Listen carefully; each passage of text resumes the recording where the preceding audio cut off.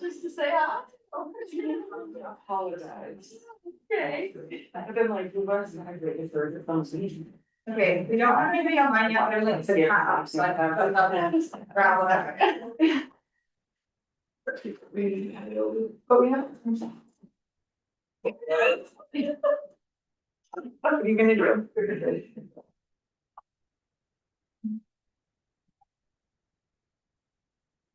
Hello, everyone. I know, it's like. Still good. Well, we're on it. Jason and Angela, I misled you. I told you I'd be sitting there with you. How's your And I did sit there, and then I was informed, this is my last month. So. Okay, well, lucky us. Maybe potentially. Oh, potential.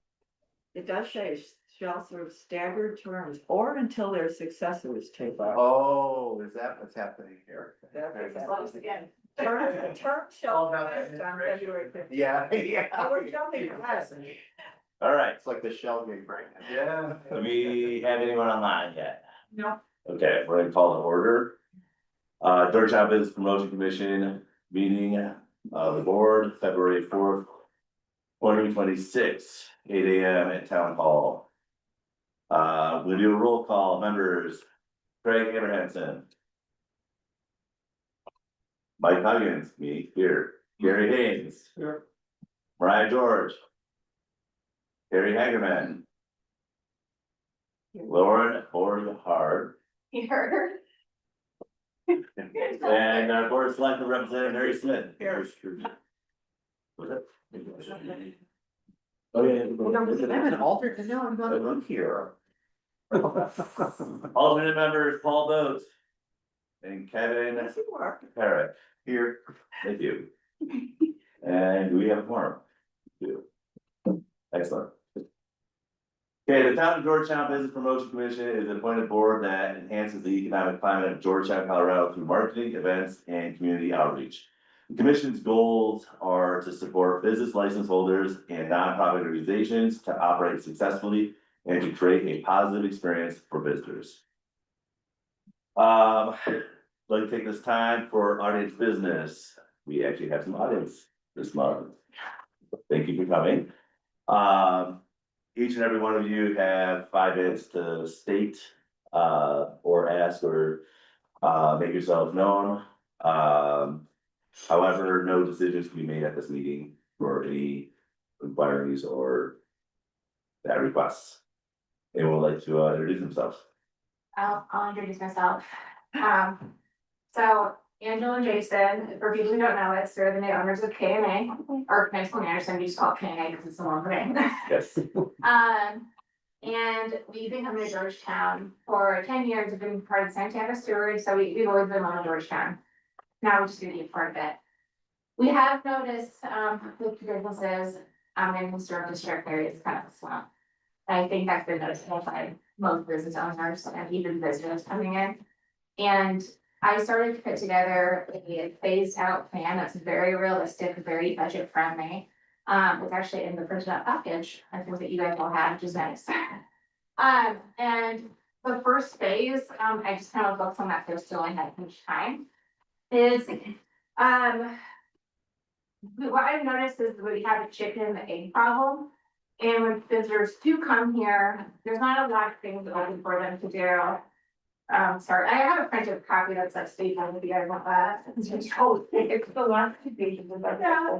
What is the title of your document? Here, It's the, there, this one's. Okay, got it. Okay, Yeah. there it is. Okay, I got it. so, Thank you. If it's easier, okay, you got it. yeah, Got it. so, my thought is if we could start establishing some communication with other business owners during winter core hours when the train is not running. Because when people come into our store, we don't even know it's open, and like people come in and say, what's even open around here, why is everything closed? And I think the winter core hours should be really simple, it's something between, Thursday and Sunday, 11 to 4, it's very doable. This is not a forced thing, businesses do not have to be open. It's more if they wanna opt in and get on board with everything. And then with that, I think, if you can get that established. Consistency as part of the pattern in Georgetown, so I think that's more important than flash. We can at least have that communicated back to the public, we can.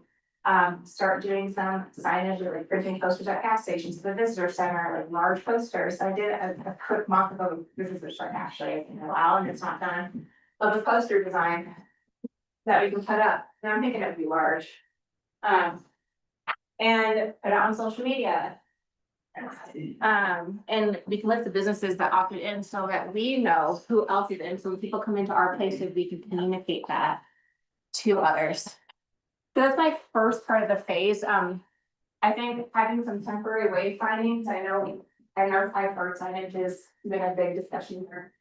I do want to let everybody know my background.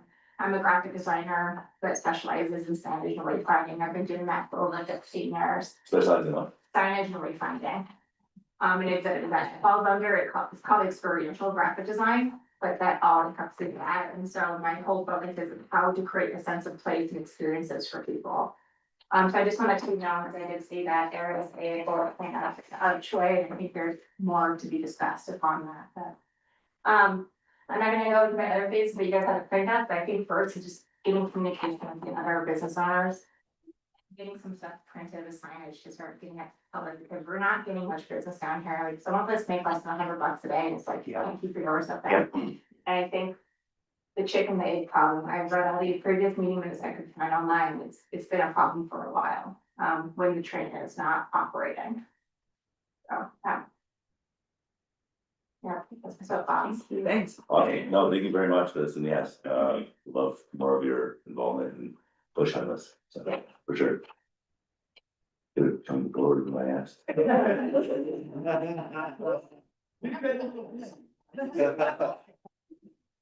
I'll make sure people understand that, like, you're very wanting to get involved with this, we wanna do as much as possible, where we're at right now, we're running a store, we both still have a full-time jobs on top of that, and you're also commuting. So as much. So we're trying. No, I hear you. I see you. And limit as much, like, we tell, like, we want to get more involved, it's kind of a transition plan for us, like. I will do that with my job within a year, and then we'll be more available to help out with things, but until then, like, we can only offer so many hours, so we don't. Put that Well, it's very long. out. You don't have cots in the back of the store, Tanya? No. Tell the dog to move over. All right, any other audience member would like to speak up, introduce themselves? I'm not gonna give a spiel, but Jason Messing, Angela's husband, I just wanna say hi and thanks for having us, and, yeah, I second everything that she said. We're very much looking to get involved in the community and awesome. And not because I have to. Yeah, right there, for it, I'm actually going, waiting for game this long. Just happy to be here, guys, thank you. Awesome, no, thank you, we're happy to have you. I'm Alec Fleischer, co-owner of Narragansett Coffee down 6th Street, and we also support the core business hours. And we'll be participating in that and asking other businesses in town to do as well. Awesome, thank you for joining us. So I'm Georgia Kofat, I'm the police judge here, I'm just here as a citizen this morning, wanting to observe everything. I love what you guys do, and I'm looking forward to hearing you in action, as it were. But that's me today, just a citizen. Okay, thank you. Would like to also make note that we have Carrie joining us. I'm So she is not absent. Okay, any new business owners or operators or anything that we know about that is opened recently or is opening?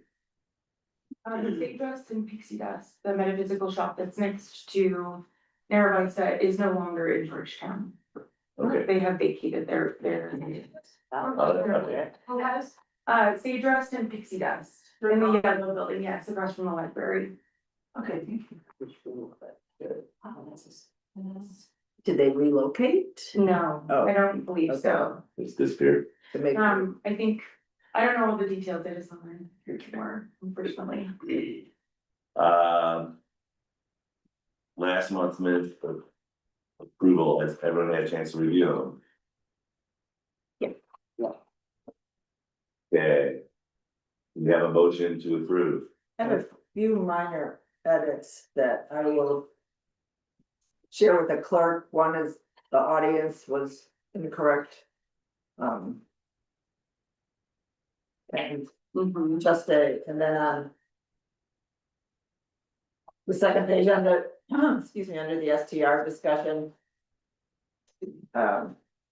Just kind of a rewording, I did bring up at the Board of Selectmen meeting, asking staff to gather further information on that special event type STR, so that we could review more than just the one that we had discussed previously from the Boulder area, and then just cleaned up the holiday decorations piece.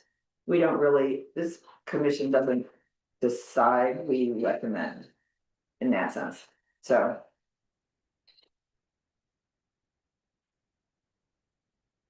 Okay, noted. Any other changes before we go into approval? Okay, motion to approve, I'll make a motion to approve the minutes as amended for January 7th. and do we have a second? I'll second. Discussion? All in favor? Aye. Okay, new and unfinished business. Commissioner terms discussion. There you are, you got fine. So in your packet, you have, a couple of copies, or at least a copy of the town code regarding Business Promotion Commission. Unfortunately, this code is a little bit out of date in certain sections, but not the part that I wanted to bring up for today. Under section D two, I guess is what we're looking at. As far as the terms of our commission members. They're 2-year terms. They commence February 14th unless or until the successor comes on. Mr. Commission member. However, in looking at our website, it appears that Gary's term is up, Mike, your term is up, and Kevin's term is up, all available to be renewed. We have a Board of Selectmen meeting coming up next Tuesday. If you're interested, we can just simply reappoint you so that there's, continuation on this commission. And then we also need to appoint a new or reappoint our chair, because that's a 1-term or 1-year term. So. Mr. Acting Chair. Yes. So I guess that's, I don't know if you guys want to just discuss it today, or if you just want to shoot an email to the town clerk indicating your interest in staying on this commission, which I think is valuable to have, We can discuss and note it, and that would be sufficient, right, to go to the Board of Selectmen? yeah, and then that could even just be included. And then the board can appoint, reappoint at our next meeting, and life goes on as we know it. So I have a question. Understood. So I'm at an odd amount of 15 years uninterrupted. So are there term limits? Because if there are, I'm sure I've surpassed No, them. not for you, buddy. Okay, well, I love this town. And I can make time to continue to come, so I'll just throw that out. Okay. I do know that we're supposed to have representation on this commission by a nonprofit. And so I guess I have another question, since Paul is an alternate and his term is current, does it fulfill that requirement? I know we can have 2 members from nonprofits. So I don't know to interpret it, whether we have to have 1 active, let's say, and 1 alternate. Okay. I think that would be a decision on the commission's part.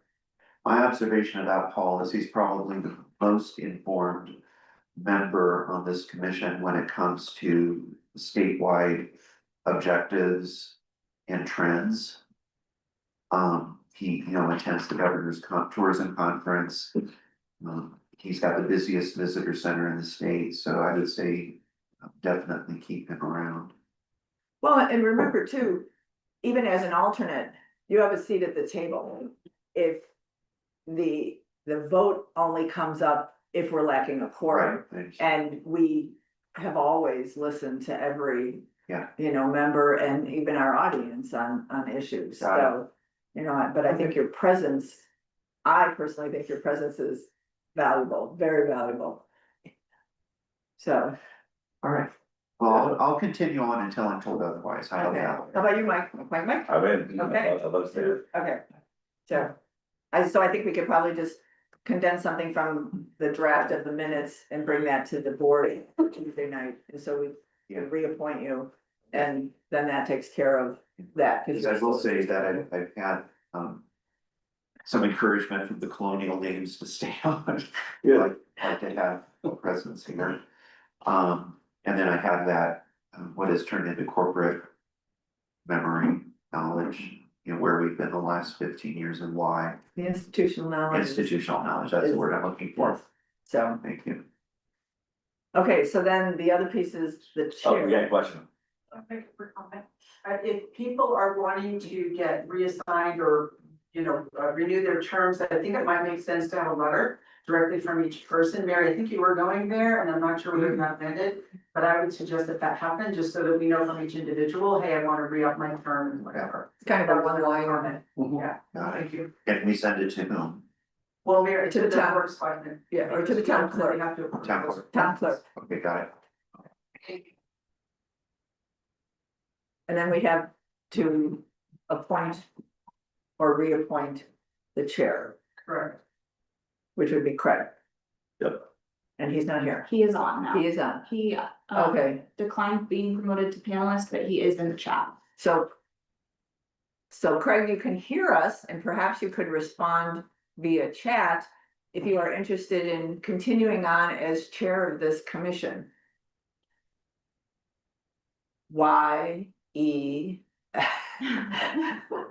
What's he saying? I didn't decline. Okay, so, He means he didn't declare the panelist, so Oh. Oh. I just failed.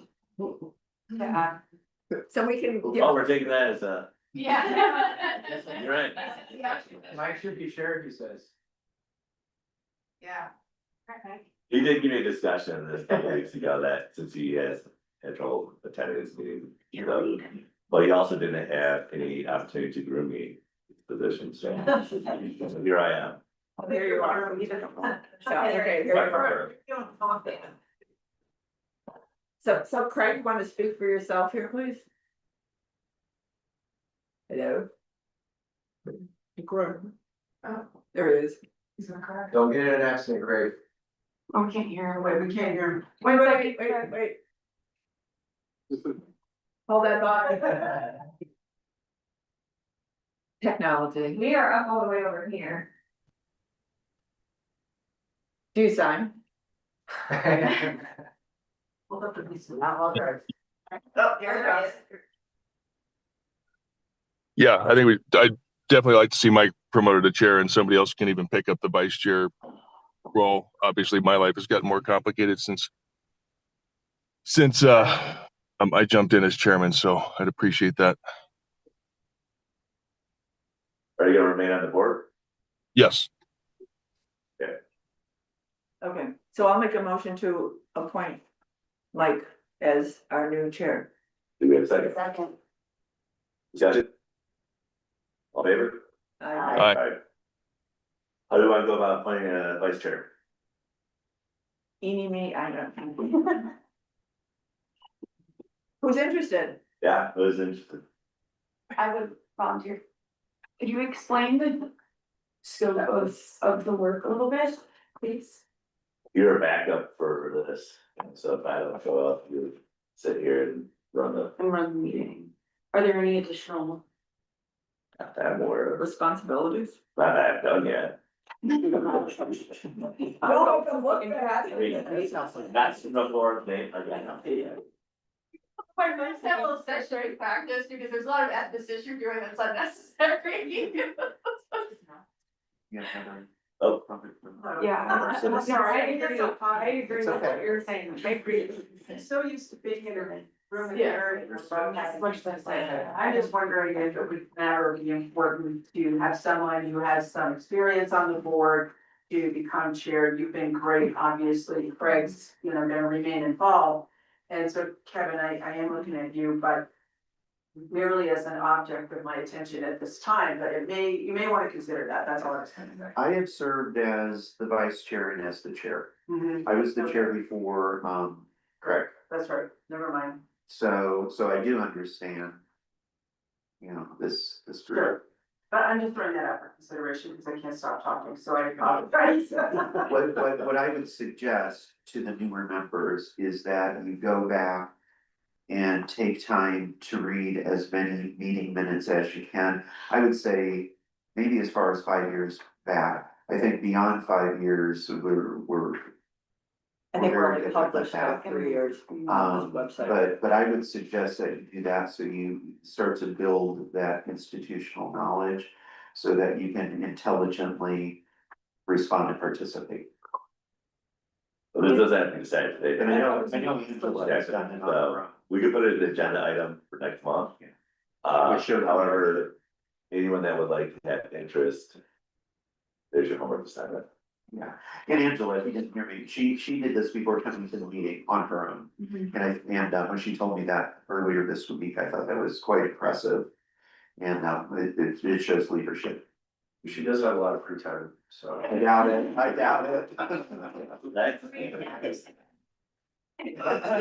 That's good. Good following. Awesome, so we'll table that for next month, moving forward. 2026 marketing campaign update. Me, Natalie. I did find to my knowledge, the most recently approved style guide, doing some historical context digging. The colors were picked out in reflection of seasons. Correct me if I'm wrong, if anybody else has any in-depth insight into that, so,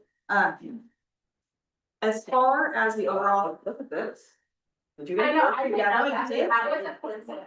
I saw that as kind of Right on. As far as starting off the Forever Georgetown campaign, in the last week, my internal instruction and support has kind of shifted gears a little bit, and so I haven't had time to adjust my approach to the specifics of the Forever Georgetown campaign in compliance with that instruction internally. So I would like to kind of table that for this month and give myself some more time if that's okay with the commission. That being said, as far as the style guide goes, I would like both some feedback and potentially an approval on some of these colors and things like that. A lot of the time, as far as research goes, I'm a big research person, so I've looked into a lot of different towns. Similar as far as developing campaigns, developing that style guide, and really kind of base this on the consistencies and similarities that I've seen throughout that research. The colors aren't super big on variation from what we had before. They are a little bit more in line, I think, with, or if their intention is to be in line with events and seasons that we face, so that we can kind of adapt our seasonal marketing campaigns in line with colors that would support those events and their marketing. The purpose of this is also to allow us to be more ADA accessible. Things like using Railway and Helvetica are more supportive of those efforts so that we are more accessible to people throughout all channels of communication in an official capacity, but also from a marketing standpoint. And then again, the Forever Georgetown stuff we'll table for now, if that's okay. So to understand, this is the existing one, it's like a portion, or is it new? That's the new one. Okay. This, I don't know actually if you guys have a copy of this, but this would be the previous one. Mine, as you can see, is a little bit more, I think, detail oriented, things like establishing AP style as standard for marketing efforts as far as communications go in the press. And communications that way. So those are the types of things I'd like to establish just so that we're approaching things consistently. And maintaining that consistency throughout all town communications. Well, I appreciate your observation about ableism. And so that I've never heard that in this group before, and I'm thrilled. So thank you.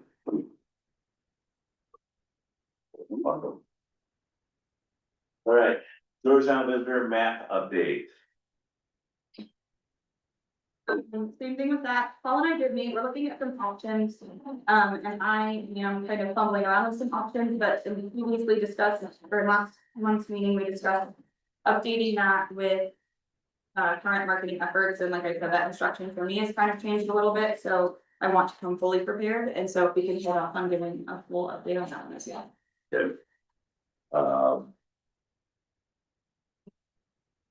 That one. Can I make one comment about that? There was some discussion about, the flexibility in order to add and remove businesses, and I think the recent loss of Rust Dust and Pixie Dust underscores that, where we have to be able to respond quickly and adjust the map. So I just wanted to remind everybody about that. The Erskine Archway project update. I really don't have much of an update. The last we left it was into the hands of the fabricator, and he was to communicate with our admin in regards to payment to get started on actual engineered designs for the archway itself and the accommodating I guess marker signage for parks and rec. And so he's working with us on the archway, and then we're going to work with us directly on the archway. And then work with Parks and Rec for approval and funding of the actual smaller version of the signs that we single post from my recollection, that will be placed labeling each park around town. I have not seen anything from him since our last meeting, but that was limited communication. He could still be just working on it. So hopefully by next month, we'll have something. Sure. Did anyone from Parks indicate why they're not going to stick with the branding standards of the other signs around town?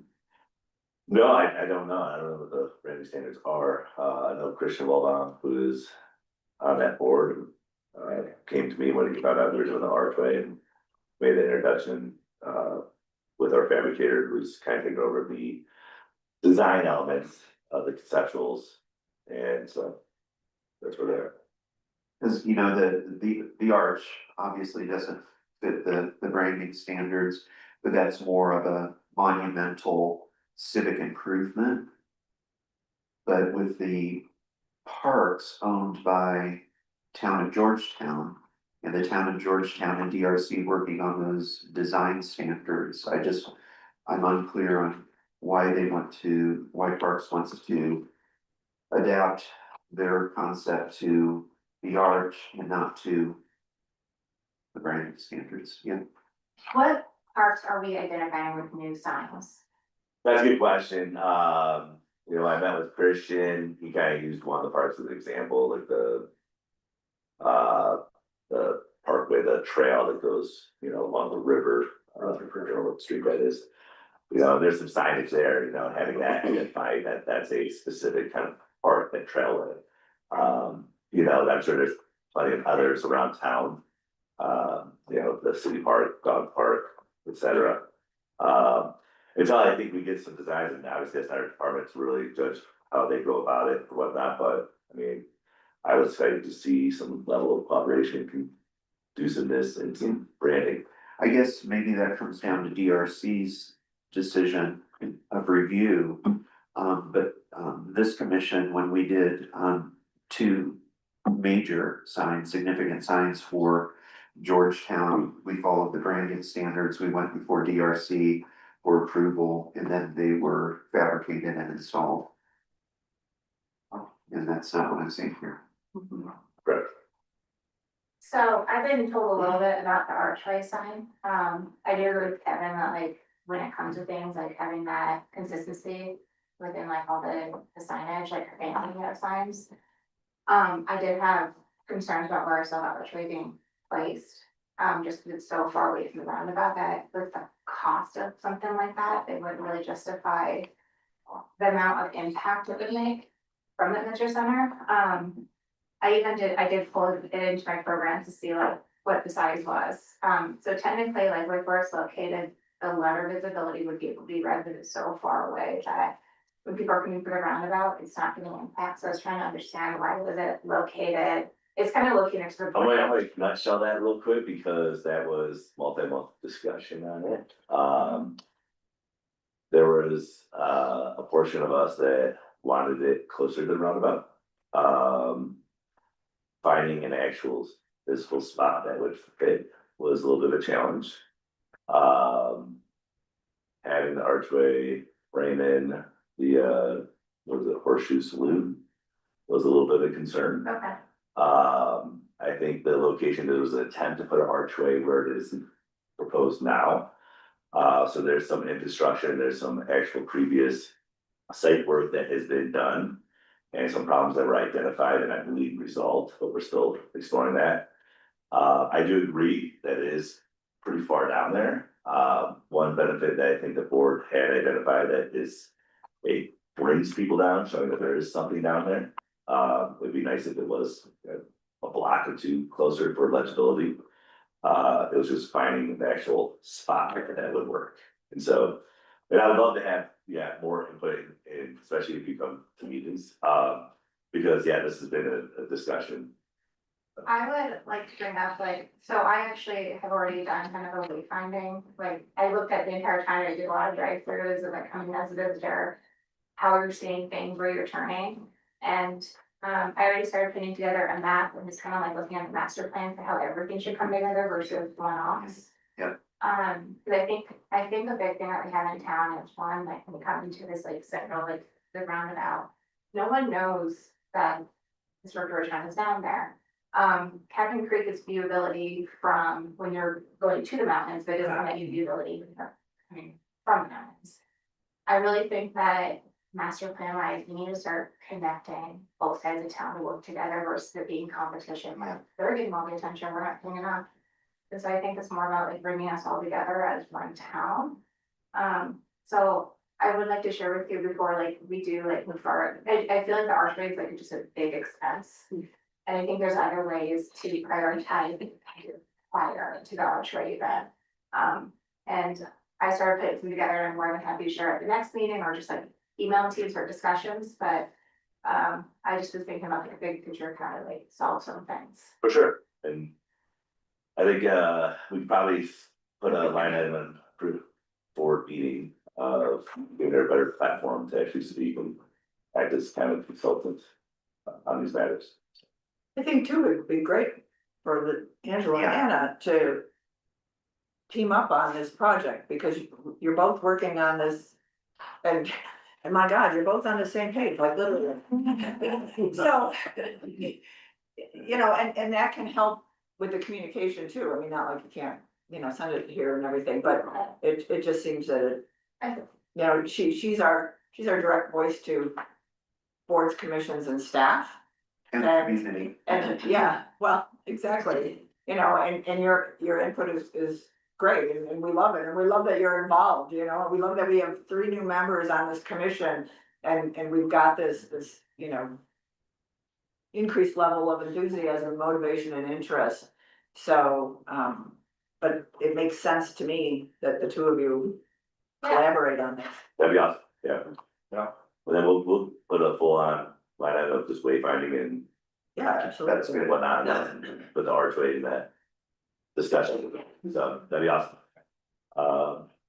Great, I don't think there's a motion on that, so we'll see that next month, I hope. In all her spare time. I mean, No, honestly, I have the PDF ready. Well, I get to discuss it today. I appreciate you coming loaded, so it's great. Okay, tourism grant update. Yeah, so the tourism grant, I was not here for the beginning foundation of, however, we are in the planning process and execution process as far as figuring out what should be contributed or what we should advocate to have contributed for the town of Georgetown. So I have printed out the form that I do have to submit this week to the county. And so I'm looking for input from the commission on each of these items as far as what we would like to see presented. I think things like the Hamel House have great history, in the hotel, but I obviously have not been around there as much as all of you have been, so I'm looking for some other ideas, stuff like that to throw in. What are we looking at? I found this, maybe it's good.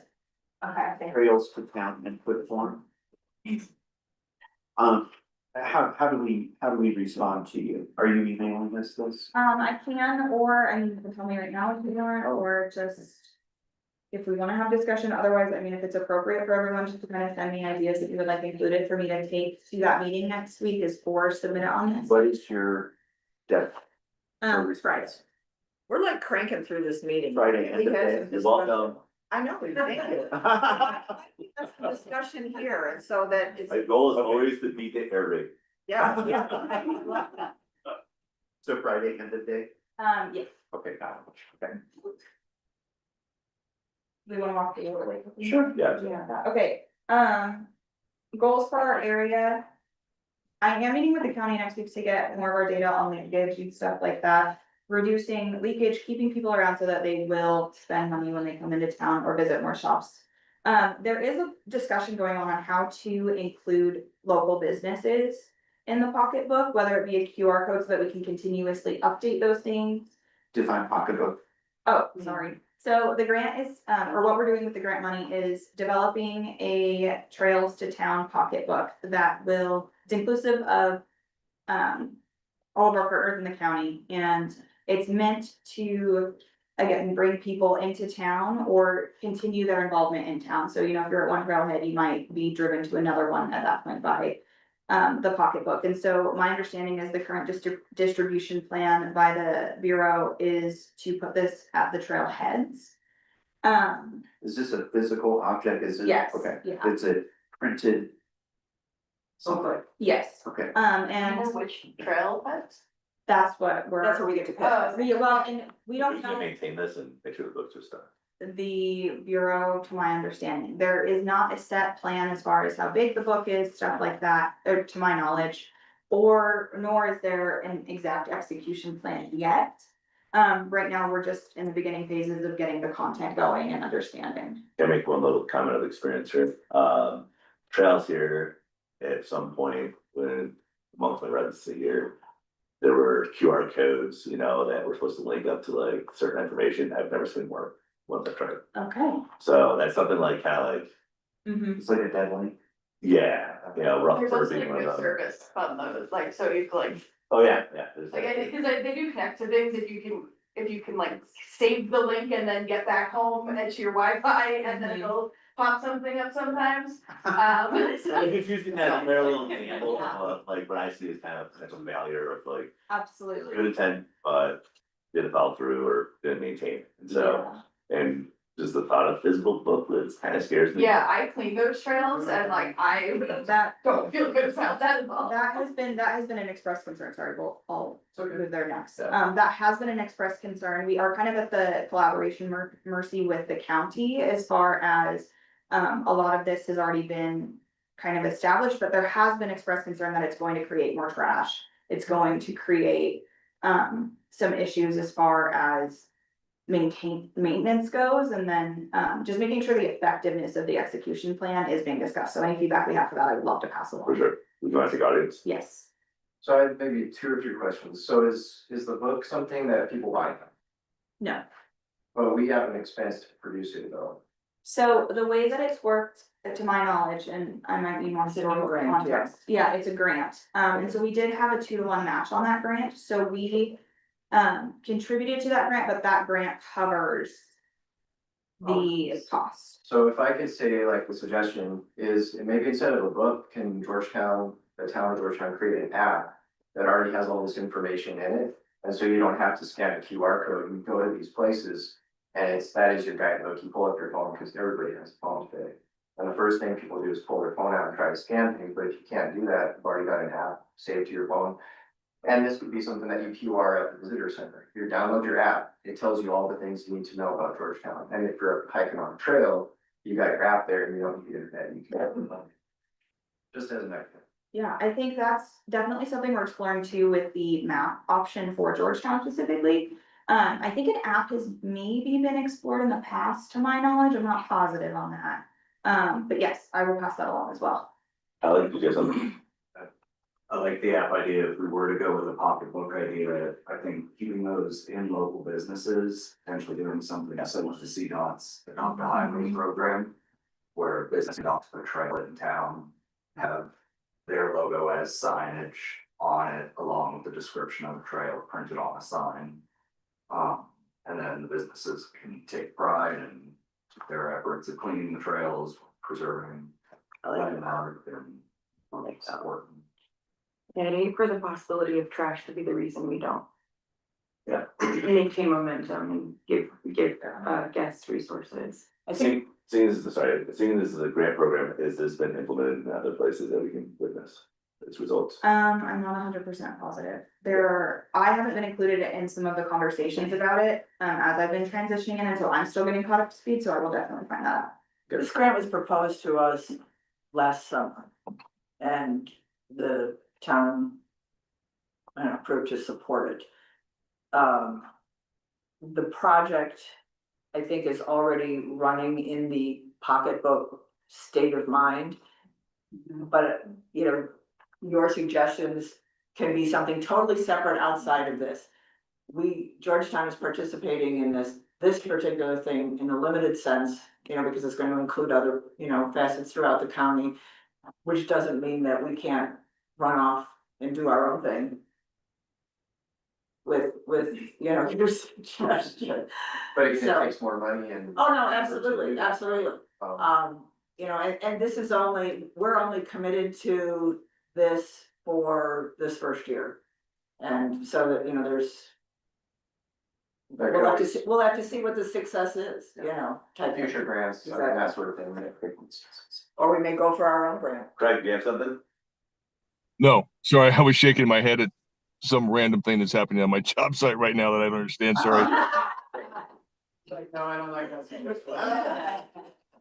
Everybody's gonna have their pickup truck like right in the middle of the crane operations here. So, Sorry. Turn the camera so we could all enjoy it. yeah, before we're done, I'll flip the camera around. You can see why I'm tied up. Since we're participating in this, we're not controlling the, like, you know, the print and everything. Do you know how one of these look? Because when it comes to reducing like some of the waste, if you do like a more quality book, they're not gonna just throw it away on a trail. Like, like if there's like a cover that actually is more high quality. It's like a souvenir. Yeah, it's a little bit more like a keepsake or something that, you know, at the worst, they throw it in the drawer and forget about it. But my passport, for example, as my passport, but like if it was printed like that, 'cause I'm thinking like passports, like they're done for a lot for restaurants and breweries.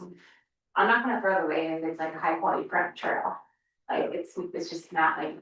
I'm not gonna hide it on the trail, but I do. Maybe the actual people that go on trail. That's probably right, like, I feel like I've seen like when people litter, like it's like a wrapper or something, but. Yeah. You have Or more it'd be experience more with that. accidental with that. Are these gonna be biodegradable? I guess that's the question. In case one gets accidentally dropped. All right, real quick, Alex. If these books were to offer an incentive to bring back into town with local businesses. Yeah, they're- There you go. That's a wonderful idea. and, I think we have a lot more to explore on that, more details. It'd be awesome if there was some sort of case study or whatnot, we Yeah. can find another community that has done this. Final question before we move on. This relates to all of the county, not just Georgetown, yes? Yes, so this is our submission of what we want highlighted from Georgetown. Okay, Understood, and But she needs it by Friday, so, by Friday. what do we want? well, Well, what is about discussion? So historic set. So today or tomorrow is your chance to say something. yeah. Is it to change the questionnaire or to answer the questionnaire? Answer. Okay, So, I have to submit 1 to 3 story or cultural stories. Trails to feature local partners, nonprofits, clubs, things You have like. all these filled out, or are you throwing it out for us? I will fill it out for all of us. And how do we get it back to you? If you can just email me answers, that's fine. Like I say, if you have anything off the top of your mind right now, that would be appropriate. I think related to what somebody said about connectivity, making sure that it's something where there's phone access, so if they do a QR code, you know, it's somewhere around the lake or somewhere here in town like the Rutherford where you do have some connectivity to be able to utilize it, otherwise, you're right, it's total. Yeah, a little bit further thing is anyone's participation, not just the board, correct, or not, is it just board? My instruction was to bring this and get the BPC's input. Beyond that, I don't know. What was the question? Well, if we could have participation, if we gave you these surveys and communicate with her as well, because I feel like there's some people in the audience that might have some good insight and value. I mean, I'm open to whatever, I just don't know. Alright. I won't break rules. No, but you're gonna bring it back to the board, right? That's what you're tasked with. No, the tourism board. To the tourism then. Cause it's moving along, this project is moving along, so these Yeah. sites and these trails need to be identified by Friday. We have a great storyteller here, we've got a great story with Nigel Anderson. Yeah. You know, so we need, and not the second, but we need to have this identified for her. Each section, should we discuss each section so we all know where everyone else is kind of at? So does anyone have any? I can help identify trails. If you might, can you let her finish? I think we can skip like the goals for your area for right now, because that's like a pretty broad overarching topic that we probably talked about for too long. But like historic stories, does anyone have any suggestions right now, just like quick things that they think of when asked that question, that they're like, oh, we should tell people about this? And I think also like, you know, there's the idea that like there are stories in Georgetown that everybody knows. If we have one or two that is like a little bit more of like deep lore of Georgetown, that's like a little more interesting for people, rather than like, you know, a lot of people know the museum is here. Telling the story of the museum again might not be like what we want to focus on, and something that is, you know, people are taking an action, picking a book and opening it up and reading it, so they are already interested. So they probably already know something, or we can like give them some like more like a basic story, and then like a more like involved, like, did you know this about Georgetown? Like some of the locals don't even know this kind of thing, and like really be intrigued. It'd be nice to see focus on Silverdale and the Argentine system, Silverdale for hiking, trail tourism, Argentine for off-road four-wheel, and the stories that link back in those mines. And all of that is, And do they have to be in the Georgetown proper city limits? So the focus is Because gonna I can identify trailheads that start from here pretty easily, because I was like, oh, I wanna do this, but I was like, that's not. We could say Georgetown and environs. Okay, So each of the 5 municipalities are gonna have a place in this book, right? So it's gonna be Silver Plume, Georgetown, Empire, Idaho Springs, so forth. So, just, you know, keep that in mind if you're talking about environs, right? We do wanna kind of keep it Georgetown centric, I'm thinking, or at least that's what I picked up in the meeting when I was there. Sure. And this is a small book. This is literally gonna fit in your pocket, and it's gonna be maybe 30 pages or so. Right, that's what she had mentioned, but it's They undefined. haven't It's a decided problem. anything, so we kind of have to take our ideas, knowing that we might be able to include it all we want. okay. So that's why we're looking for a lot of input, because then we can narrow down from And there. it will have them covered. Yes. I think we should let people know that Georgetown is the Silver Queen of the Rockies, and let people know why.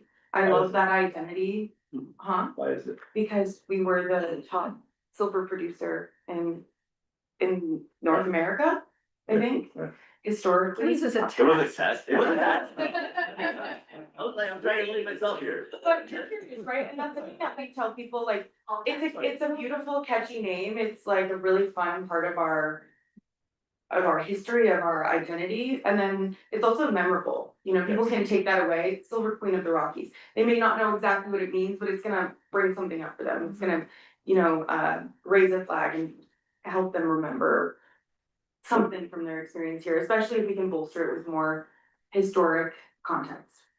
So two things, so I never really hear anybody talk about the capital prize we're going to it. Yeah. And that thing like seems awesome to me, like that's something I think. Have you done it? Ever as like the tours, cause they're open all year round. I'm not done, Okay, but I want to. all right. I just don't have. How about this be a project and that you should send that, stuff? Kevin and I were talking the other day about Sanborn maps and how there would be such a cool project to do, and maybe there could be a little feature in the book about this where you flip the pages and you've got an old Sanborn map of like the very early days of Georgetown. And then you flip it and it's like, it fast forwards like 50 years, and then there's another one that's 50 years. I'm not trying to take up the whole book here, but like, this is a cool idea where you can like, because everybody talks about the history of work, like, this used to be right here, or this used to be right here. But you have a physical thing that you can like stand in the street and look, and like you can try to imagine, like, oh, that used to be the hotel. It gets really crazy just how many times they moved houses. Oh, yeah. Freeways, so it's Yeah, just, a lot of people don't even know that things were moved, Yeah. but the Do freeway. you have a presentation prepared for us on that? Not today, What's sure you have it prepared already. Just another item. Okay, so moving forward, I would love to make sure everyone has Annalise contact, because we only have a couple days. I would love to have everyone look over this, I would just call it just a questionnaire. Fill out, get your opinions, so that way she can at least submit something that has, you know, a diverse. And this might not be end all be all, right? So if you think of something next week, I can take that into the meeting next week as well. This is kind of just our initial push. We definitely want to show that we're just.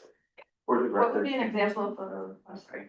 for the record, can you, give everybody your contact information, your email, and your phone Yes. number, please? My email is events@townofgeorgetown.us, and then my phone number is the town hall number. 303-569-2555. That one. Is that also a part of, if you wanna be vice chair, to memorize the function? Yes. It will be a test. Okay, moving forward. Oh, wait, can I? Love sorry. more. What would be an example of like a local partner? Nonprofit club, other non-business partner? I'm not positive. I assumed that meant any, I've heard rumors, it's not started yet, of, like an events nonprofit coming up, stuff like that, anything impactful in the community. Or like, would that be a section highlighted, like there's the open mic once a week, right? Something like that, is that where, like that would go, or does that have to be an official? I think it would have to be more of an official. Okay, thing. I'm just asking that for context. Or maybe we can use that to highlight more, if we're not including things like the hotel or HGI's, properties, stuff like that in the historical, stories, maybe that's an opportunity to stuff there as well. David Leadville has done a really good job of basing their race series around historical places in town, for the Great Cat, things like that. Broad places. Yeah. For the questions, again, to last on the events, do we have like a current event calendar for 2026? Or is that something that we could get our hands on? Yes, I have it mapped. The difficult piece now is internally we're trying to distinguish, especially with changes in role, what's considered a town event, what's considered a town supported event, and what's considered a town organized event. So I do have a draft of that, that I can absolutely bring to the next meeting, and we can go through all of that. I just need to have more internal conversations as far as expectations of all of those go, just because external events are now handled by the clerk. I have an email from just last week or the week before that has a list of events. Yes, so that was kind of our initial, or that was their initial draft of it. We're still kind of working through that internally. Was it countywide or? Yes, Yeah, yeah, okay. so the county has one that has some stuff on it. Gotcha. That's the. Thank you. All right, now moving forward, remote worker campaign introduction. Okay. So I just pulled together really like demographics on remote workers so that we get to see like who our target audience would be if we decided we wanted to go through with this. I tried to get some examples from some other towns. It seems that like remote recruiting has fallen off a little bit since COVID. But I think that just gives us more opportunity, because remote workers are looking for beautiful places to live. The town wouldn't need to, and the county wouldn't need to support that with any employment, which is typically an issue in Georgetown. Hard to have job opportunities for people here, so if you can bring your own job, then I think the town can offer some support in some ways. Seems like it's probably easier than the efforts to get businesses to be here. So yeah, we can get going. So why remote workers? We have an increased population without local job strain. It will boost local spending. We'll see in the future slides, the income that remote workers typically have is matched with like our housing costs and cost of goods up here, and would just open up a lot of opportunity for businesses to operate more during the week if there are people with money here during the week. And then it can diversify the community. Right now, Georgetown is a lot of the same. And I think that having remote workers come in, you could get some younger people in, you could get people who want to start families here, and just have a lot of different types of people here instead of sometimes feeling like it's a little bit of a retirement. Hey.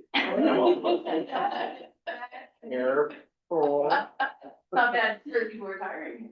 And we do have a little bit of time, we want to have a little bit of discussion, and I do welcome any audience feedback on this.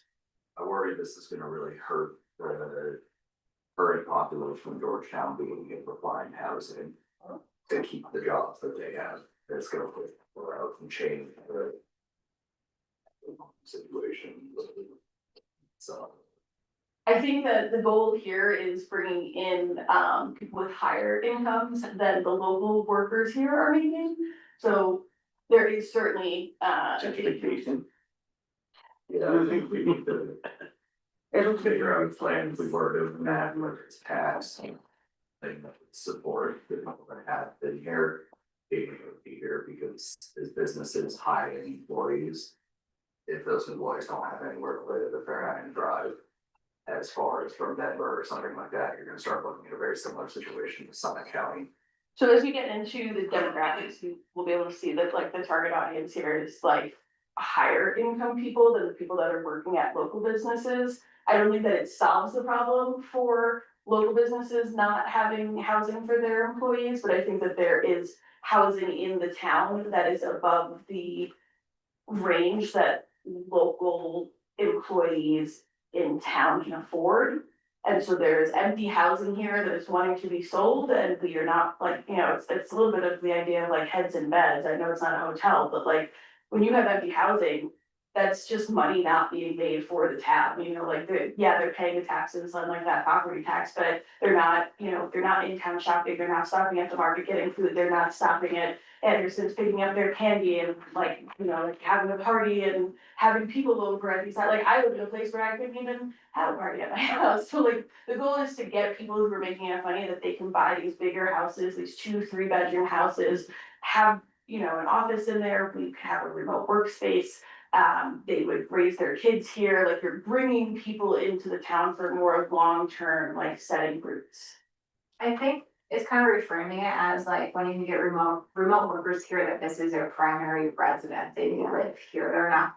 Cause you have a lot of remote workers that have secondary homes here because they can work here every once in a while on the weekend or something. It's getting primary residents to come back. Yeah. That's a good definition. Yeah. And this discussion that I think does pertain to the business promotions, because I think the landscape of who we house, who we have permanent resident, what type of secondary home usage we have here, really impacts the type of business we have here. I mean, as we know, as you're experiencing right now, we're seeing what I am kind of first witnessing is a lull in our businesses and business operations, especially here on this side of town. And it's affected this community tremendously. You know, I moved up here full time, 2018, buying in 2017, thinking it'd be a second home. And just because of my work schedule, my wife and I were able to move here full time and commute.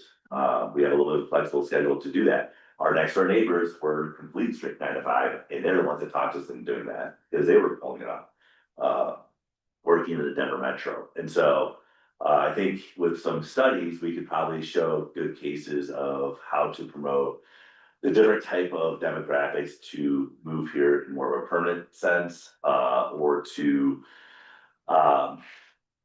purchase a second home that is utilized maybe as part-time of like a work from here and reside here more than just like being an asset home that's used twice a year or something of that nature. I think our placement to Denver gives us so much more viability to have people to actually use these houses more than most second homes are used in Summit County, et cetera. And so it's gonna, this discussion is also gonna meld into our short-term rental discussion that we're gonna have, you know, next, and just that big scope. And I know there's been plenty of times we have even discussions like, how does this pertain to business? I think it fully pertains to business and how these businesses operate. But right now, we have like a little gem miniature town that you see in a snow globe, and it's not being utilized. And so I would love to see this follow the path of some other towns I've witnessed in the last 20 years growth of Colorado that have become way more viable. Yet also, there's those discussions of alienation, and one of which is Crested Butte, why we have the growth of South Crested Butte, which was never a terminology that is now being used for affordable places for people to live, because they got pushed out of the community that they were in. So let's keep this going, because we still have plenty of time, so. I want to point out, Alec, I thought you brought up a very good point that I'm not sure everybody heard. And I think we need to keep figuring out ways to invest in the current population without losing sight of upcoming potential future citizens. And this goes back to the tipping guide that we all agreed that we would develop that has not occurred yet. That tipping guide that I suggested and we voted on to do is in order to help locals who hold service and customer facing jobs, to help them out financially, to suggest to visitors that maybe they should tip when they don't, or a range of tips that would be appropriate. And so that is to help who's here now. I don't own a home. I've been here for 15 years, and at this point, I've given up hope of ever owning a home. And if I should lose my rental, I'm gone. Okay, and so I worry about this. I'm 60 years old and I'm worrying about housing within the next 5 years for myself. And so, there's no way I could ever purchase a $1 million house. I would probably have trouble affording a $200,000 house, frankly, on what I make. I work for a nonprofit, okay, with no benefits. Okay. I typically don't get cost of living raises. I don't get bonuses. I do it because my heart is here and I believe in the work and I love Georgetown. So let's not lose focus about what this commission can do to lift up locals who have skin in the game today. I've been run out of towns my whole life, this tax bracket problems, and we're gonna be ashamed to see that continuing to happen in somewhere as special as this that has such a powerful local community. Alec, thank you for being brave and bringing that up. I completely agree with you. Has it ever been thought about, and I'm just putting it out there, like with the progressive tax system for people that do live here? That like you're here all year long, this is how much it costs to be home. You're here 9 months or 6 months, whatever it is, it's your tax. If you're here 3 months or less, it's your tax. So it's a progressive tax to encourage people to be here. I don't think that the tax is like, you know, I'll share like a public record, right? Like my tax was $1,500 on my property this year. I don't think that's doing it for anybody. And I think people with these second homes, you know, they're bigger than mine. I live in a condo. So what, you know, what's theirs? $3,000, $4,000 a year? They don't care if you take $1,000 off. How do It you? doesn't do anything for them. And then we're losing. Yeah, there are places that are doing that, so if you're Yeah. looking at places that are doing that, it's actually a very common thing for seasonal places. I higher taxes. Yeah, I mean, I even had, when I was Yeah, younger, an uncle that would have to go to his place in Arizona so many times, because he's like, I'm gonna get taxed when I'm not there. That's a state issue, and there is, Craig shared this with me a while back, and I will pass this article along to everybody. There's coincidentally, House Bill 36 is being proposed that would allow county, city, and town governments to ask voters whether to impose an excise or property tax or both on homes that the government deems vacant. And the article, this is from Aspen. Who knew? Vacant homes could be taxed in Colorado to pay for affordable housing under lawmakers' proposal. So I think the municipalities, I know Georgetown certainly, we struggle with, but are regularly talking about affordable housing options and how that can be funded. You know, we talked about it in terms of, you know, short-term rentals. We can't impose that tax without higher authorities, the county. You know, our short-term rentals are still taxed at a residential rate. And it would have to be more of a county decision or a state decision, and even to allow us to tax them at a commercial rate or a business rate. And, you know, and then where does that funding go? And the obvious to me is, you know, to some kind of supporting more affordable housing. Yeah, But so this is, you know, it's a bigger. we love, exactly, you know. Yeah. So we love a perfect answer and we put the bow on top, but it is something that we're constantly addressing, constantly trying to, you know, to find some solutions to it. But, you know, recommendations from this commission and the community and everyone else, but I'll forward this article on so that you can also get in touch with your state representatives. Okay. And good way that I think that if we could somehow get a study or some kind of understanding of how many vacant houses we have, because one of the things I noticed right away when we moved here, is how many vacant houses, like they have not been touched.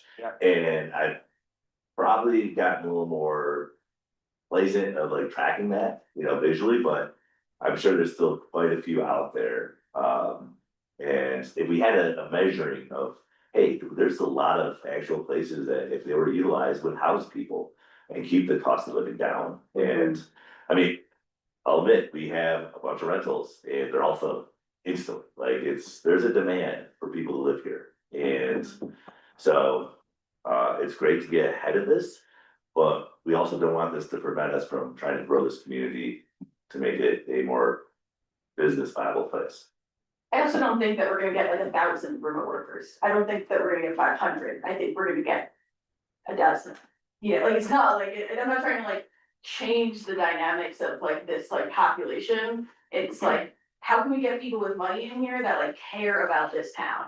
Because if you move here as like, because you have a remote job and you can work wherever you want and you choose Georgetown, like you're taking it. You're not going, oh, there's good jobs there, oh, that's like, you know, that's like where my office is, that's whatever. You're saying like, I can work wherever I want, and Georgetown is the place I wanna be. I wanna spend my money there, I wanna spend my time there, I wanna feel like I'm on vacation all the time. And that's what me and my boyfriend did last year. I lived down in Denver and he was in Westminster, and I told him that I could not live in the city and that we were either going up or out. And so we came up to the mountains and we were like, this is perfect. I still go to my office in Denver, you know, once a month, and it's like very convenient. You know, there's plenty of people that work remotely in Denver and in Boulder that we could recruit that would have similar mindsets. You know, we're not recruiting from New York City to be like, oh, come to our mountain town and live here for 1 week out of the year because you can. We're saying like, are you sick of sitting in the city? Like, are you sick of being there all the time? And then every weekend sitting in traffic, except for this year, because there's no snow. And sitting in traffic, because that's what we did. We were like, why are we commuting up to the mountains every weekend to like be in the mountains and be doing this? We're allowed to live in the mountains. We can live where we want. So it's, you know, I'm not saying like, let's bring in 1,000 people who have never been in the mountains before and let them loose in Georgetown and see what they turn it into. I'm saying like, let's try to find 12 like-minded people that can bring their $100,000 salaries here and spend them in the local shops here. You know, I don't leave town. I'm selling my car. I've got an electric scooter. I don't need anything else other than Georgetown. So like people more like that. And I think that you have to like look at these demographics and see how that aligns, how that view, who that aligns with, and then target those people. Okay, we're gonna move on because a lot of discussion can still go on with the next subject, at least the short-term rental discussion.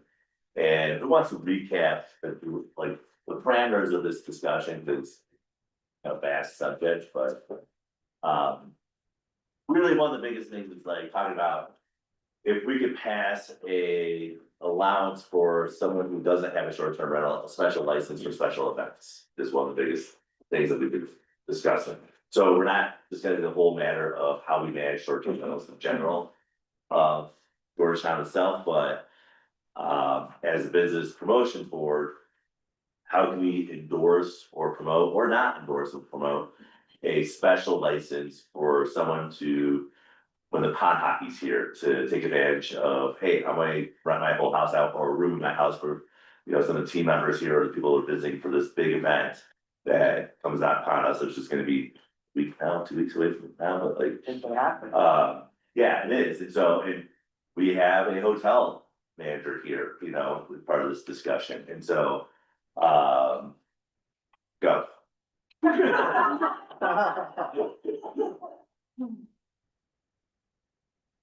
Craig was the one who brought, Why are you pointing at me, Mary? because you're right there. Well, because Just- you were the one that brought this to the attention of BPC and the Board of Selectmen So- from Boulder. Yeah, and I think the danger here is confusing this with the larger discussion around short-term rentals, which I think we should stay away from for this topic. It's specifically, it came up in the context, this is an effort that the city of Boulder has implemented, as they welcome Sundance next year, to try and accommodate, their influx of visitors. And again, the is exactly to our mission. And that is the more visitors that we can accommodate within the confines of Georgetown, the greater the economic benefit to our businesses and the less leakage that we get from those businesses or from the visitors who will otherwise be seeking lodging elsewhere. That was the whole point of me bringing this forward as a conversation. It's not extending short-term rental opportunities, you know, with no guardrails on it. And we can put whatever guardrails we feel like we need to. I know there were some things that were brought up a couple meetings ago in terms of potential dangers. Listen, we can write our own. It's our law that we're writing basically here. It's our ordinance. We can write it any way we want. If we want to put guardrails around it to protect long-term rental situations, things like that, we can absolutely do it. But it's an opportunity for us to retain visitors that are coming to Georgetown for a specific event, and thereby benefiting local businesses through not losing those visitors because they're lodging someplace else. And the Pot Hockey is a great example of this, because you have that event that was up in Summit County, and they are conditioned to stay in Summit County. And I assure you that a lot of them are just going back to Summit County, especially after last year and seeing the amenities that were open and being on a team and like following the same kind of habits that all the other teams are doing and coming downtown and like nothing's open was very disappointing. So I can definitely see a lot of those teams like, well, sometimes like 20-minute drive, so we'll just stay there anyway going for future. And so, plus, I mean, we're limited on housing, you know, you were booked up tremendously and I needed your help in this situation during that week. So that's the discussion. It's not just the focus on pond hockey. We have other events, Christmas market. We have a lot of other opportunities to utilize an ordinance like this. So This is, I picture this as something that maybe gets implemented 3 or 4 times a year max, right? Yeah. Pond hockey, obvious example, is our single largest event, which, by the way, I'm confused why it's not on the agenda. It's in less than 2 weeks and just, but I'll bring that up later on. You know, pond hockey, 4th of July, Christmas market are 3 fairly obvious ones to me.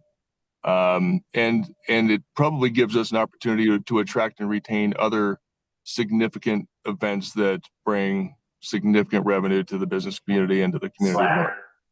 Slacker race. Yeah, see, I'm thinking that too. Like it might be appropriate for Slacker and it might be appropriate for Georgetown Idaho Springs Half Marathon. I don't know, but again, these are things that we can define those if we take the step to actually start drafting something, and then we can hack away at it.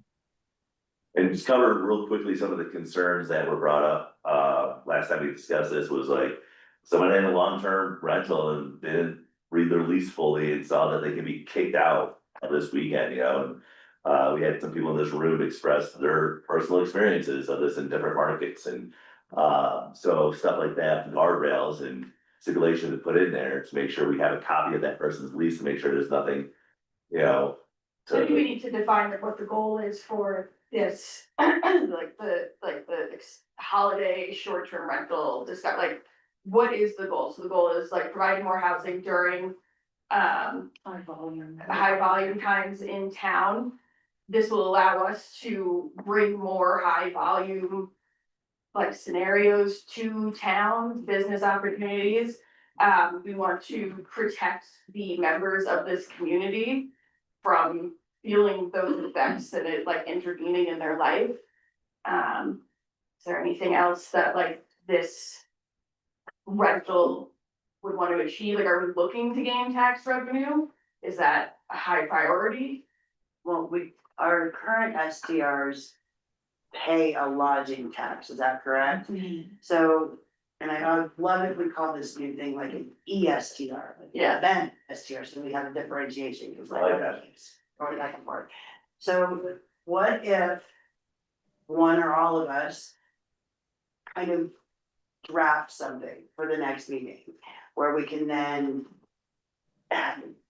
put these ideas together in a more cohesive manner, so that we can start to chisel away at making it into something sooner rather than later, because it's going to be summer in a blink, or, you know, this weekend, I don't know.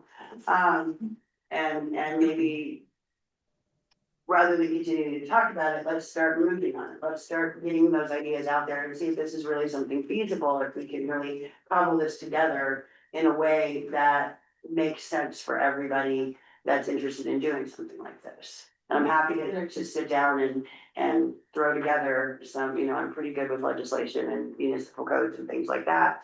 And just to at least get us started. And then we can just go from there. Yeah. That would be Those great. pros and Maybe we cons, can get our, guardrails.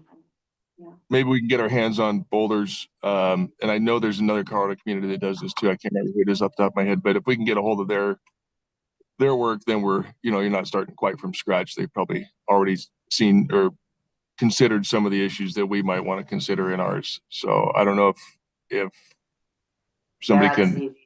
take place. I'll follow up with our town administrator and staff can pull those codes together for us and distribute it to us, so that we can use that as our template and cut and paste, scratch kind of thing. So no reason to reinvent the wheel.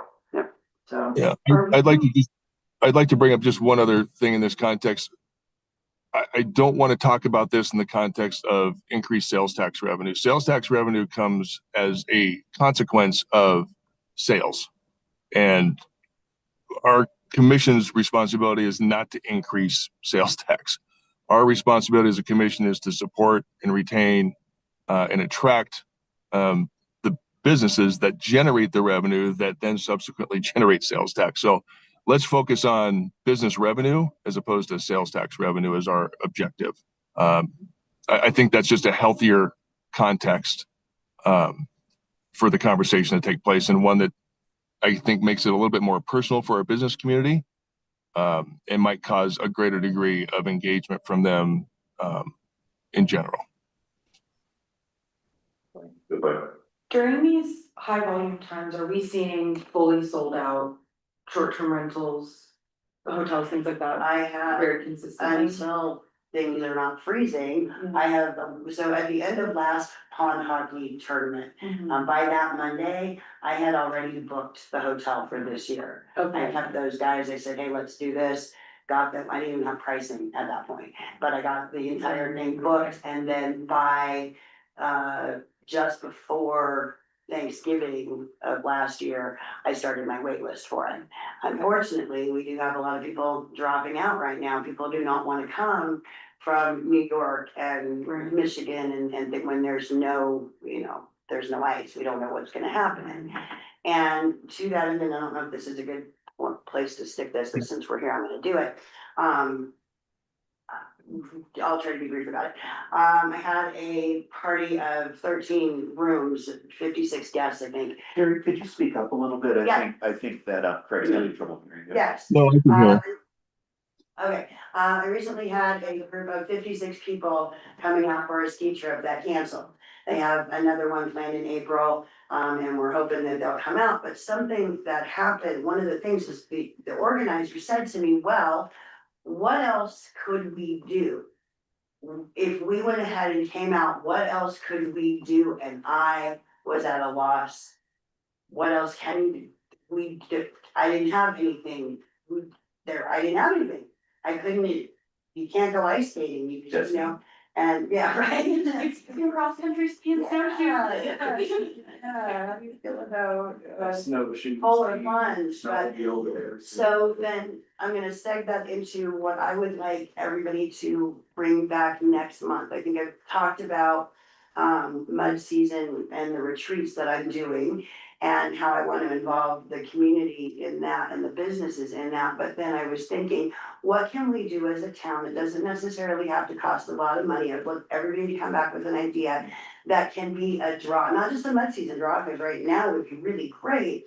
One of the things I was thinking, for instance, was what if during mud season we did, just because Idaho Springs does these things or what have you, doesn't mean we can't. What if we call to our, the county craftspeople and we do a craft fair in Strauss Park that brings, and we combine it with my girls' weekend retreat, right? So then you've got a hotel full of women that are doing all these things and we're gonna get them down to this outdoor market thing, and then they're down here, they're in a shopping mindset, they're gonna go into the stores and the restaurants, right? Just off the top of my head, that was one of the things that I thought of. So if we could, we could charge $25 a booth for our craftspeople, we're bringing in a little bit of money, but more than that, it's not costing us much, if anything, and we've got people downtown now.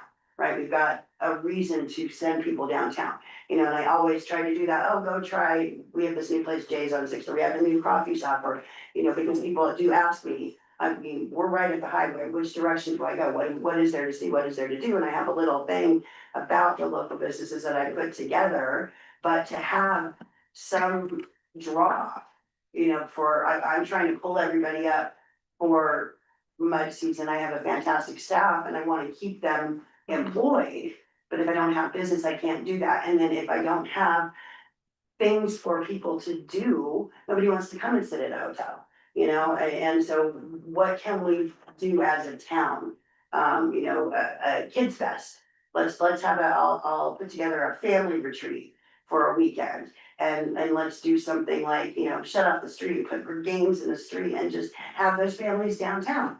Moms are gonna wander into the stores, things like just ideas like that. And I didn't mean to kind of go and not senator there, but anyway, so, I think this relates really well back to what Angela presented though, is if we're bringing people into town, but we don't have anything for them to do. The first problem we have to solve is how do we keep businesses open? How do we ensure that anybody who stumbles in has something to do? And I think that even goes back to your conversation, if we bring a bunch of remote workers here, but we're closed 4 months a year, why are they going to get them? And the second phase of my plan in that PDF is actually micro programming, having micro events that help like activity in the streets. I do think future-wise, we do have to kind of understand that maybe snow might not always be coming as much as we want. And we might need to have backups in place for. Are you saying something's changing? Strange. Just as like, in addition that we can't just put all our eggs in one basket. Right. Or all our eggs are in the basket of train. I want to point out the obvious here.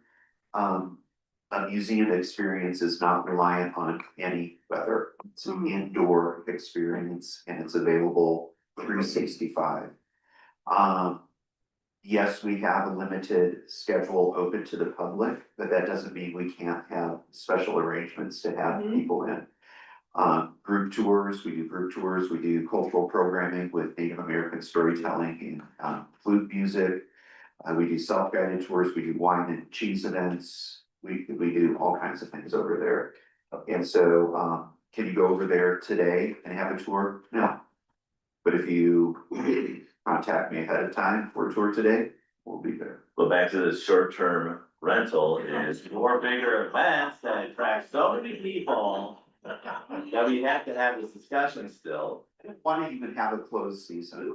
So I'm gonna tell you I that mean, it's gonna always feel more like Christmas up here than it does in Denver, even if we get snow or not. but 15 years ago, we were open 100 days. Last year, we were open 226 days. I would like to be open 300 days. That's my next goal, but I can only do that And in each each day to require short-term proposed, no. Yeah. Yeah, We are okay. a business promotion commission. I think it's important to mention though, when we are having these large events that require additional short-term rentals, that we keep in mind that the goal is to promote Georgetown business. So like, as much as it's exciting to create a craft fair or something where we bring in additional vendors, I have seen as a business owner and in talking to other business owners that sometimes hurts the brick and mortars in Georgetown. Because they're, even though they're in a shopping mode, like we definitely saw during Christmas market, that they're in Christmas market mode. Yeah. And then when they come to the coffee shop, they're not gonna buy any retail, cause they got all their gifts at the Christmas market. So it's a fine line, it's a balance. So fairs and Yeah. festivals and We find a way to incorporate brick and mortars, yeah, Okay. instead of bringing in additional vendors that may be competitive, yeah, with. Okay, with the short term, the action plan is to find legislation from other municipalities that have been going through this. I would love your help, especially being a hotel operator, that will show a more balanced approach on this, because this will affect her business the most, any decision we make on this. And next meeting, hopefully we'll have something to review. Awesome. Can I ask a quick, oh, Oh, sorry. go ahead. Just to help me, if we can go through really quickly, what are the action items and what are people responsible for in that? Cause we went through a lot of stuff. Okay, action item is to try to pull any kind of already written codes from Boulder and any other communities that we know that could have implemented something similar to this type of program for a event short-term rental. And it doesn't have to be limited to Colorado, we can, Yeah. look at Anywhere. others, yeah. And then we take it, put it in ChatGPT, shake it up, and let it spit out something that's specific for us. So, I'm Gemini, whatever. But like overall for the whole meeting, cause like I'll bring stuff for like wayfinding. Okay, so we will go with that once we get off the STR discussion, okay? So, but I just want to close out the STR discussion after our police. Just had a quick question, Mary was also gonna provide me some things from town, right, to use as go-bys for the short-term rentals. And when you're thinking about this and structuring everything, I would love to see process. Well, how is this going to work? What's the process for town? How does this get monitored? You know, the fact of it is one thing, but then how does it actually work is another. So I would just encourage that kind of detail as well. Awesome. I mean, I think. I wanna know how, Pond Hockey is a great event, but I wanna know how we're gonna get those people downtown. Right. Because personally, I'm not the only one, but there's merchants down here that we absolutely don't see, or get any business from those kind of people. I'm telling you, last year, man, I saw team after team just walking around like, where do we go, what do we do? You know, they're looking for food, obviously. But either way, that's another discussion, and hopefully that gets better year after year. Is there any way to get in touch with people who are already in the short-term rental market in Georgetown to get their opinions on this? If it's something. I'm sure. Is there a way to reach out to everyone, or is there like I'm sure an there's- email pool or something where we can Yeah. invite them to the next DPC meeting? So I'd love to hear, like, I don't wanna, again, hurt our current short-term rentals by adding additional. And I don't know how to I like anticipate if you'll that. be competitive, I don't know how to anticipate that, but of course, those people would be able to give some insight. for sure, understand. Okay, close that discussion, commission member comments. I don't have anything. Okay, at this moment, is now like, I would love to recap what we're gonna do for next month, and I'd like to make sure we add Fourth of July discussion, because we don't wanna have, like, we had pond hockey and not discuss it. Because I think we have a huge opportunity, especially now that we did fireworks in town, to have that back in discussion as a possibility for Fourth of July. I have a quick question, I'm sorry. It looks like we're skipping holiday decoration, but I had a comment here. Can you speak up? I'm sorry, I'll bring you some, okay, so just the holiday, I just saw that, I was not here, sorry. So the lamp posts and everything looks great, right? And we have those, again, the flags that sit in the lamp posts. From the lodge down to the lake, I think of like 18 of them, there are 3 flags. But what I'm wondering is, what about I don't know how much those flags cost, but what about printing our businesses? the downtown businesses on those lots. We'll put that as a discussion Yeah. for the next, yep, because that could tie into how we manage the land post and all that. 'Cause I know there's some criticism or concerns. We had that discussion last month. It's not necessarily this commission's, setting the rules of how we're gonna do holiday lights versus winter lights, et cetera, but The timeless Georgetown banners are upside down. Yeah, I addressed that with Road and Bridge. They should be very Okay. brightly. yeah, And then don't we also have pond hockey banners? we did. I've seen pictures of them. I was just curious Do we if know what that's those are? something you're planning to put up or not. They were I don't know how much I'm supposed to share on those things. Okay, well, we won't discuss, it. Okay. So that could be, staff update. No, hang on. I was supposed to blow through that. Oh, he wanted to talk about Pond Hockey. Yeah. Yeah. Again, I'm a little taken aback that it's not on the agenda. What's the plan? I mean, we just sat here and had a conversation about how we get people down from Pond Hockey to downtown, and I've seen nothing in terms of, and I haven't seen any effort. And kind of being a principal of that event, I would have expected to have a lot more outreach. Do we have any kind of plan for putting town personnel down there to promote, visiting the balance of the community? Something as simple as throwing a flyer out. I feel like we're just letting this thing happen, and we're like, cool, this thing happens, and that's it. And it's not a missed opportunity for me. I don't understand, and I apologize that we had a little screw up because that should have been a line item and we should tackle it a little bit harder. And I think this year, when it comes to pond hockey, ice racing, all of that, I think a lot of elements fell into play that is hindering the performance of those events. So we're gonna chalk it up as oopsie, and we're gonna do better next year. There's Sorry. 13 inches of ice on the lagoon. Yeah, but it's still, we had people canceling, because they don't think that. They're not. That's They're town's not. responsibility though, then to put, is this? Well, I understand that, but yes, I think we could have done a better job, especially with this meeting, addressing it. And maybe we can cover a lot more in staff report on it. But Okay. it's not a live item, unfortunately. So. Yeah, anything else? I mean, I don't have clear instructions to do more. I mean, we're taking pictures. I've been instructed to be in town to take pictures, stuff like that. I am supposed to be available for support, my direction, with a lot of these out or external events, I should say, is still being worked out as far as what's whose responsibility, stuff like that, especially with the transition of roles. So I do apologize. I do think there has been a lack of communication on that front on our part.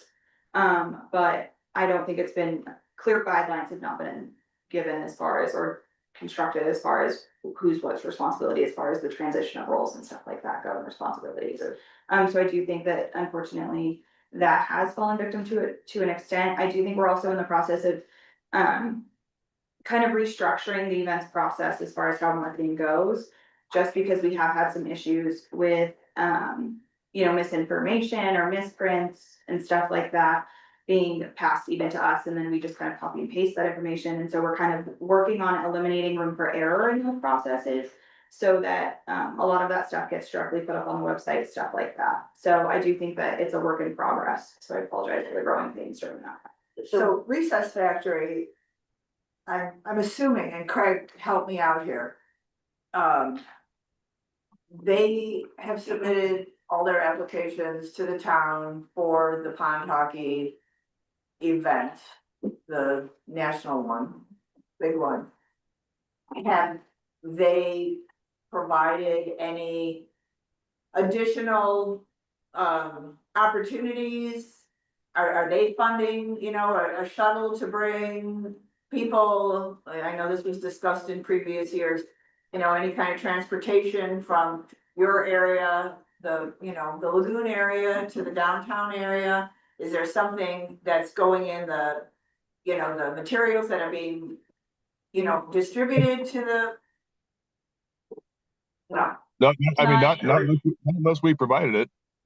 I did ask them, I had a conversation with them about that, and due to the fact that they have vendors, appearing down closer to the lake, they are focusing on their relationship with those vendors because they have deals with those vendors to put stuff in their materials. So I did ask if that could be extended, over phone call to like local businesses and stuff like that.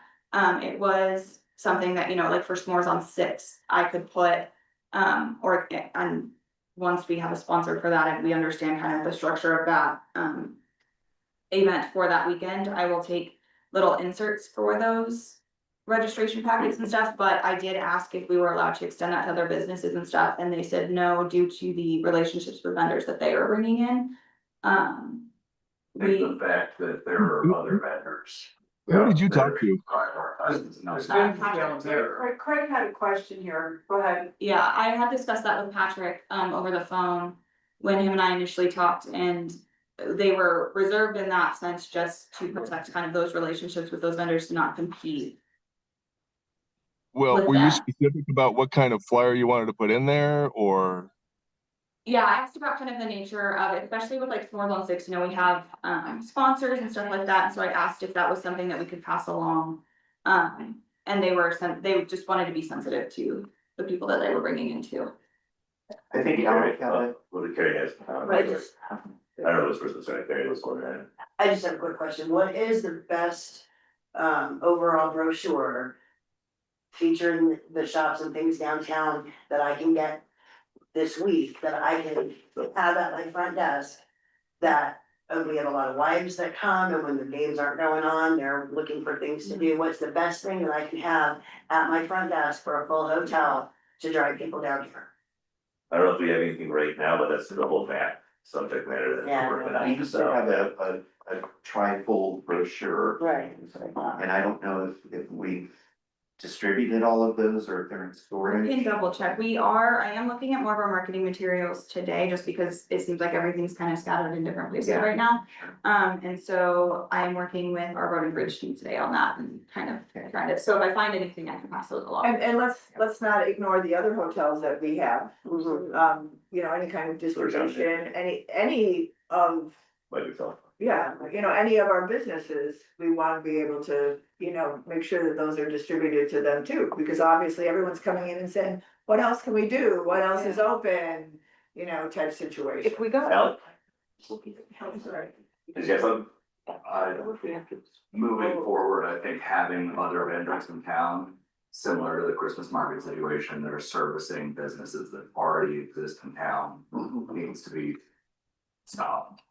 I don't know if we can do a full stop on it, but we can have discussions of it going forward. So these vendors are down by the lake. Yeah, there's vendors that are sponsors that are brought in, Right. you know, there's booze sponsors, Sure. there's outside booze providers that are competing with Bragg, which, you know, down there and competing with this down here, and that's something that we can have discussions and try, you know, format some sort of little bit of regulation, or at least a better partnership to not alienate us. Yeah, from our really business, partnership. Our businesses get the email. that I think a partnership is gonna be really important, but I have a question for Craig.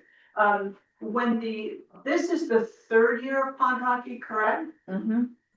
And so last year, and then the first year, was there a shuttle provided? I thought there was a shuttle at some point that was helping bring people from the lake to downtown. Was that the first year? I think that Yeah. was the last. That was the first year. It was very softly used. It was not a high demand item. Okay. We, Well, they yeah, don't have cars. I guess this is a bigger conversation, and quite frankly, it should start the day after pond hockey this year. So we're not doing this again in 365 days, but this event's, it's not going anywhere unless we unless we make it go away. We're And- competing with Summit County, Lake Dillon, and we have way better retention than they do.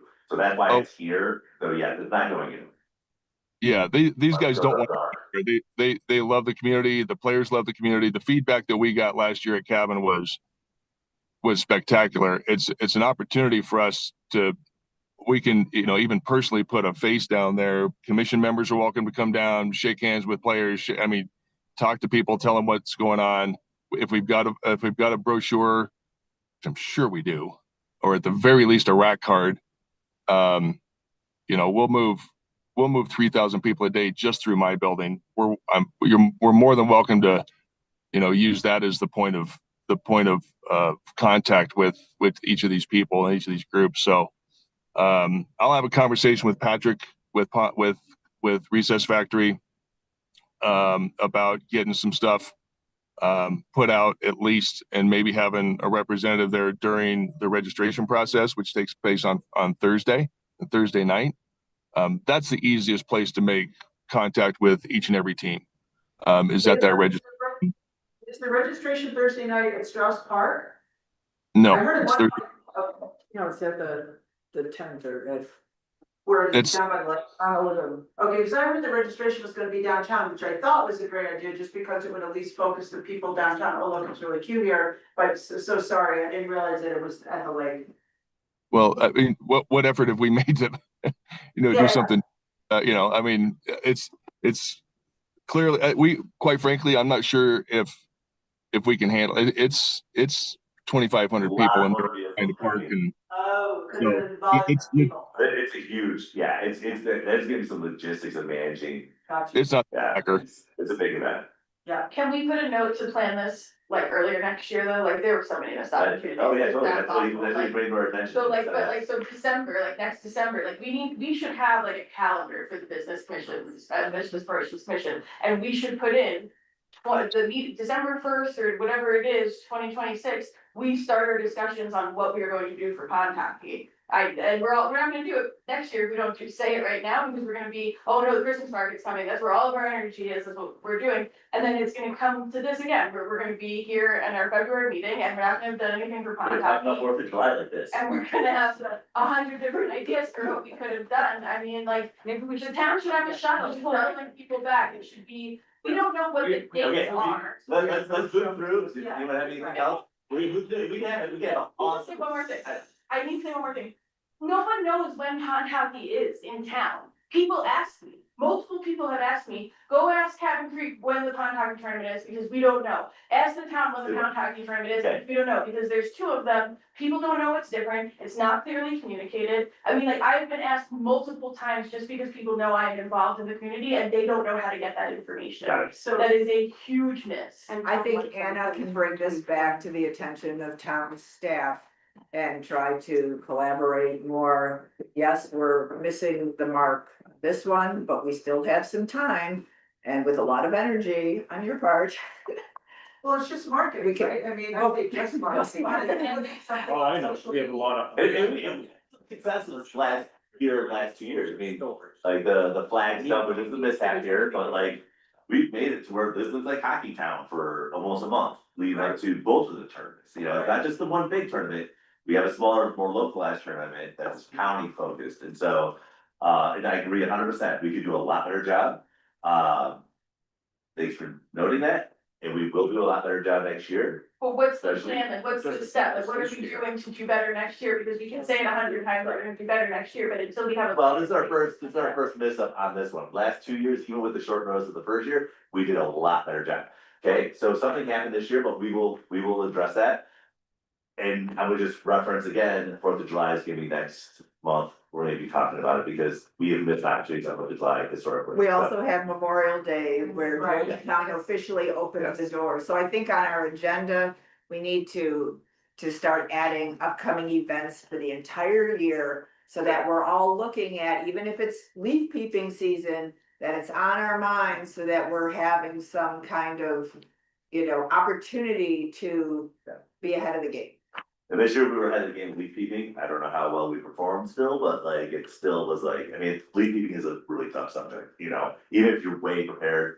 Because we're always criticized how we could have done it better. I'm glad we did well for that, but I just think that like these meetings go without a lot of like. Plan for what, like, how far in advance we actually have to be focusing on things. I mean, like, that's great that we're starting 4th of July now, but like. when you have these big events that are coming, that's 6 months before you start talking about it and you get your outline plan and then you designate mini groups to start like tackling different things and then you come together and you discuss those things. Like, there's just a lot of talking going on and not a lot of action items, and I run a lot of meetings at work, and like this kind of meeting, I would tell people that like we need to, like, I'm not coming to this at work, we're not gonna have, that's what I'm saying, like, this, like. This is why I wanted you on this board, okay? Yeah, because I'm a big pain in the butt, and I'm No, a big that's pain in the butt. fantastic. No, exactly. Accountability, okay, but let's move forward, we can have these discussions after the meeting, once we adjourn, so I would love to sit down with you and discuss further about this, in a whole new more. Be on the record that we need to do these things, so that's. Sounds right. But it is our responsibility and everyone in this room, when the information goes out a week or so ahead of time, to put items on the agenda, that there's feedback to, if Anna's been sending it out the last couple of months, that there's feedback on that, and the same with pond hockey. That miss was on all of us and on our member who just left us. Why aren't, I'm gonna throw a lot of blame on him. You know. Because he's more intimate with that event, et cetera. well, exactly, and so. A lot of confusion about, is it a town event, is it a Cabin Creek event? I was under the impression it was a Cabin Creek event. And that is a process that is changing within the town operations.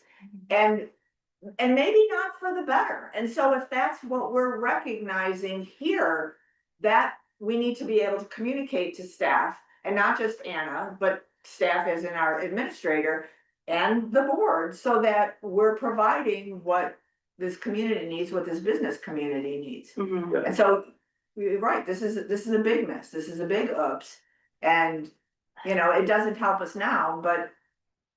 And even whether it's a Cabin Creek event or a town event is It's less still an event, important. yeah. Yeah, it's less important than what we do to capitalize on that. Correct. So. This is still staff's time for updates, anything else we have?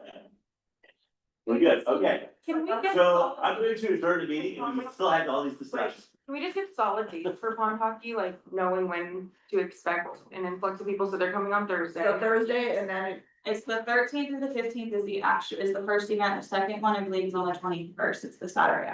So. Okay, so it's 2 weekends. Yes. Well, the second one is second widely just- smaller than the first one.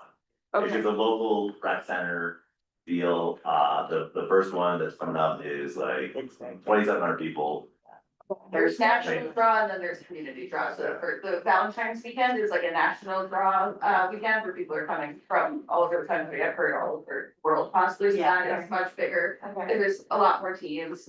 The second weekend is like a community focused event that kind of uses the benefits of like More pond local. hockey. Local. Yeah, I think that's like 30. Well, we're gonna close the meeting out, meeting adjourned, Second. all in favor? Bye. Okay, good, now we can discuss, yeah.